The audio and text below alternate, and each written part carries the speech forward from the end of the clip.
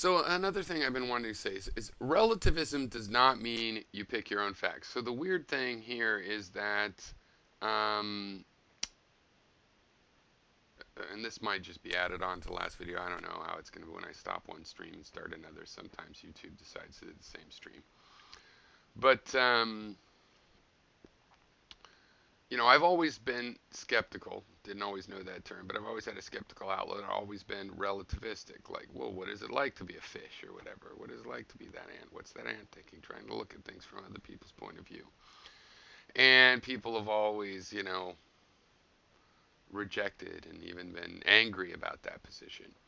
And yet now the people that say that aren't relativists, that believe in these absolute truths, they run around thinking, well, truth is whatever people perceive it to be, and if we believe our own narrative, and the conservatives are the worst. They're just repeat the story, tell yourself, I won, I'm a winner, like Charlie Sheen, and that's what you're supposed to do. Sometimes it doesn't work out. Um, I'm a winner, and you just repeat your narrative over and over and over.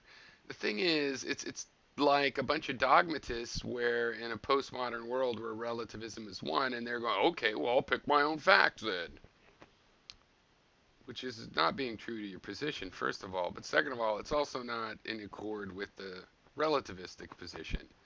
um, you don't choose your own facts in relativism.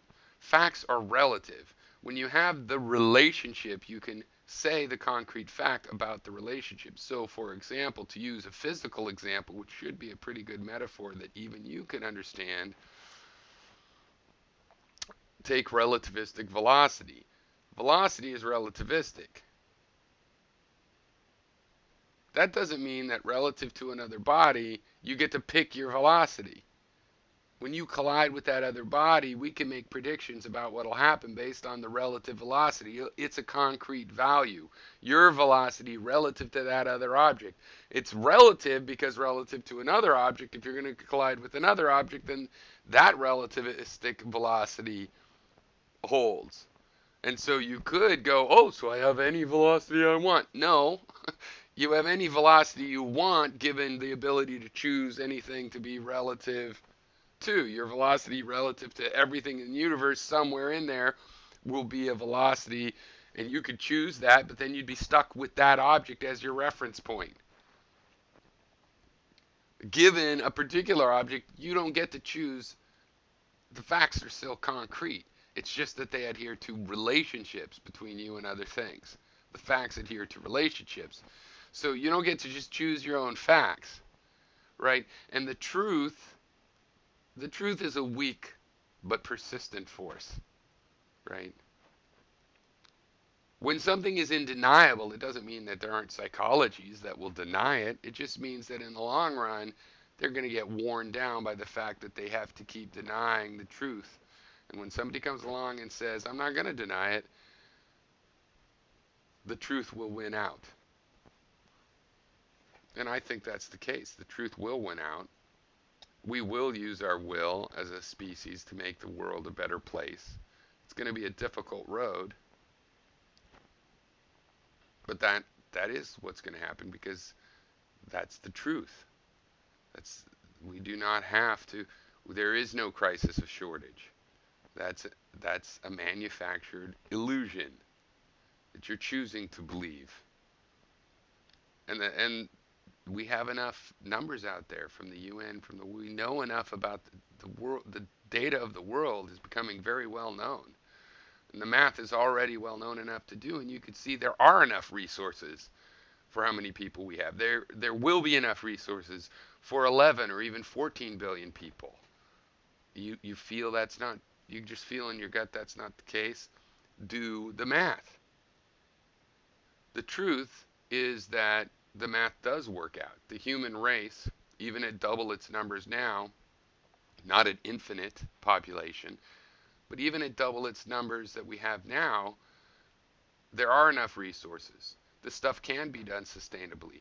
We are simply choosing not to spend our resources to extract what we need in a sustainable way. It's that simple. And people want to deny it, but you're still ignoring war. You're acting like we have to have all this war. But even with the cost of war, we could do it. But definitely if we eliminated the cost of war. And you say, oh, that's unrealistic. No, you're unrealistic. Your face is unrealistic. We don't need war.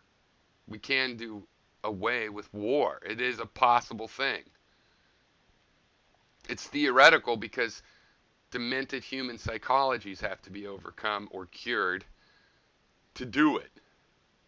But even that process is ongoing through the fact that luckily we're mortal and new people are sprouted up with a fresh attitude and giving a fresh check on the truth.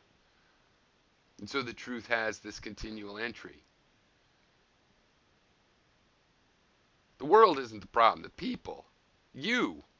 You that say that it can't be done. You that know, oh yeah, I want a new war, I hate war too. But man, it's impossible. You're the problem. You are the problem in the world. Not the wind, not the hurricanes, not radioactivity, nothing like that. The fact that you are not interested in the solutions we already have and know, right? And you think you can pick and choose your own facts because of whatever. You're not even a relativist, but you want to take a, like permission from us, the relativists, that you can have. Well, you can't have your own facts. And convincing you is, I hope some people are motivated to do it. Me, it seems pointless. I speak to the future where they can look back and see the seeds of the future in the people that faced reality and the truth right now. That this 1% that does that.